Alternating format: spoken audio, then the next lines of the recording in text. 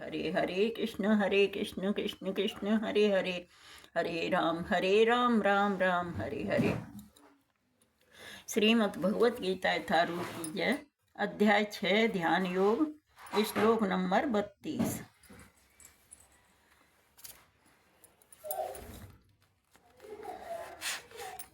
आत्मौपम्येन सर्वत्र समं पश्यन्ति योऽर्जुनः, सुखं वा यदि वा दुःखं स योगी परमो मतः।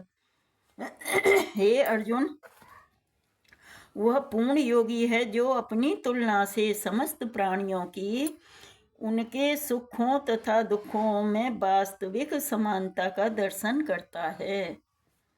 तात्पर्य जगत गुरु श्रील प्रभुपाद जी महाराज की जय, गुरु महाराज की जय। कृष्ण भावना भावित व्यक्ति पूर्ण योगी होता है। वह अपने व्यक्तिगत अनुभव से प्रत्येक प्राणी के सुख तथा दुख से अवगत होता है। जीव के दुख का कारण ईश्वर से अपने संबंध का विस्मरण होना है। सुख का कारण कृष्ण को मनुष्य के समस्त कार्यों का परम भोक्ता, समस्त भूमि तथा लोकों का स्वामी एवं समस्त जीवों का परम हितैषी मित्र समझना है। पूर्ण योगी यह जानता है कि भौतिक प्रकृति के गुणों से प्रभावित बद्ध जीव कृष्ण से अपने संबंध को भूल जाने के कारण 3 प्रकार के भौतिक तापों दुखों को भोगता है।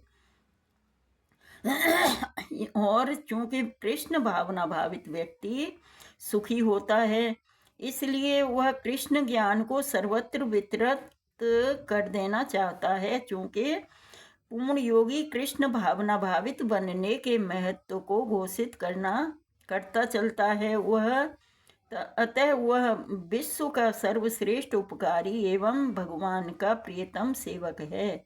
न च तस्मान मनुष्येषु कश्चिन में प्रियकृतम।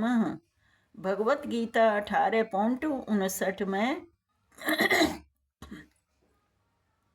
69 भगवत गीता 18.69 में दूसरे शब्दों में भगवत भक्त सदैव जीवों के कल्याण को देखता है और इस तरह वह प्रत्येक प्राणी का सखा होता है।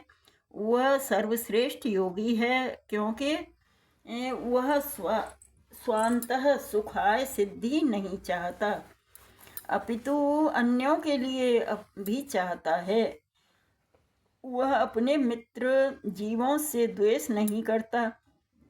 यही है वह अंतर जो एक भगवत भक्त तथा आत्मोन्नति में ही रुचि रखने वाले योगी में होता है। जो योगी पूर्ण रूप से ध्यान धरने के लिए एकांत स्थान में चला जाता है, वह उतना पूर्ण नहीं होता जितना कि वह भक्त जो प्रत्येक व्यक्ति को कृष्ण भावना भावित बनाने का प्रयास करता रहता है। अर्जुन उवाच योऽयं योगस्त्वया प्रोक्तः साम्येन मधुसूदन, एतस्याहं न पश्यामि चञ्चलत्वात् स्थितं स्थिराम्। अर्जुन ने कहा, हे मधुसूदन, आपने जिस योग पद्धति का संक्षेप में वर्णन किया है वह मेरे लिए अव्यावहारिक तथा असहनीय है, क्योंकि मन चंचल तथा अस्थिर है। तात्पर्य जगत गुरु श्रील प्रभुपाद जी महाराज की जय, गुरु महाराज की जय। भगवान श्री कृष्ण ने अर्जुन के लिए सुचौ देशे से लेकर योगी परमो मतः तक जिस योग पद्धति का वर्णन किया है उसे अर्जुन अपनी असमर्थता के कारण अस्वीकार कर रहा है। इस कलयुग में सामान्य व्यक्ति के लिए यह संभव नहीं है कि वह अपना घर छोड़कर किसी पर्वत या जंगल के एकांत स्थान में जाकर योगाभ्यास करे। आधुनिक युग की विशेषता है अल्पकालिक जीवन के लिए घोर संघर्ष लोग सरल व्यावहारिक साधनों से भी आत्म साक्षात्कार के लिए उत्सुक या गंभीर नहीं हैं, तो फिर इस कठिन योग पद्धति के विषय में क्या कहा जाए। जो जीवन शैली, आसन विधि, स्थान के चयन तथा अभौतिक व्यस्तताओं से विरक्ति का नियमन करती है, व्यावहारिक रूप व्यक्ति के रूप में अर्जुन ने सोचा इस योग पद्धति का पालन असंभव है, भले ही वह कई बातों में इस पद्धति पर खरा उतरता था। वह राजवंशी था और उसमें अनेक सद्गुण थे। वह महान योद्धा था, वह दीर्घायु था और सबसे बड़ी बात तो यह है कि वह भगवान श्री कृष्ण का घनिष्ठ मित्र था।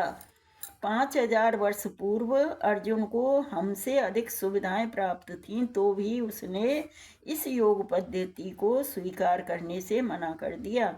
वास्तव में इतिहास में कोई ऐसा प्रलेख प्राप्त नहीं है जिससे यह ज्ञात हो सके कि उसने कभी योगाभ्यास किया हो। अतः इस पद्धति को इस कलयुग के लिए सर्वथा दुष्कर समझना चाहिए।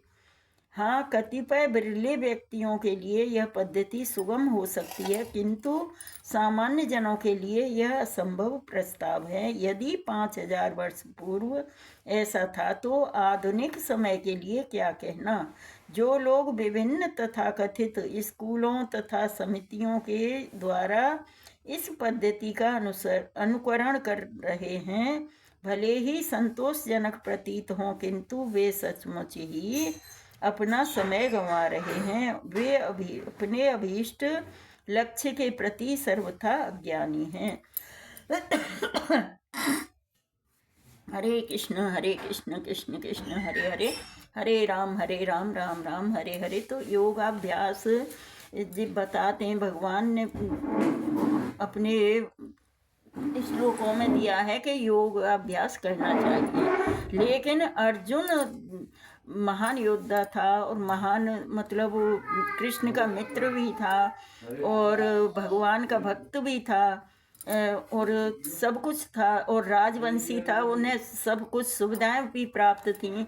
जब वो भी योगाभ्यास करने के लिए मना कर रहा है, तो अब हम जैसे इंसान तो करने की कोई सोच भी नहीं सकते हैं। तो हमारे लिए योगाभ्यास की जगह हमें यही करना चाहिए कि योगाभ्यास करके हम अगर जो भगवान को प्राप्त करते हैं, तो हमारी थोड़ी सी उम्र होती है, कलयुग में 100 वर्ष से अधिक उम्र नहीं होती है, तो हम योगाभ्यास में ही लगे रहेंगे तो हमारा भगवान का प्राप्त करना बहुत मुश्किल हो जाएगा। इस वजह से श्री प्रभुपाद जी हमें यही बार बार यही समझाते हैं कि हमें सब कुछ त्याग कर कृष्ण भावना भावित स्वीकार कर लेना चाहिए। तो कृष्ण भावना भावित उसमें रहेंगे, कृष्ण भावनामृत में, तो हम कृष्ण की सेवा करते करते और भगवान के गुणगान सुनते सुनते कानों से और जिब्या भगवान के प्रसाद खाते खाते अपने आप ही सोते ही हमारे भगवान हमारी सहायता करेंगे और हमारे हृदय में प्रवेश करेंगे और हमें अंत समय में भगवान के धाम वापस ले जाएंगे। हरे कृष्णा। तो हमें गुरु की सानिध्य में रहकर हमें कृष्ण भावना भावित ही स्वीकार करना चाहिए। हरे कृष्णा कृष्ण कृष्ण हरे हरे, हरे राम राम राम हरे हरे। श्रीमद् भगवत गीता यथारूप की जय। हरे कृष्णा।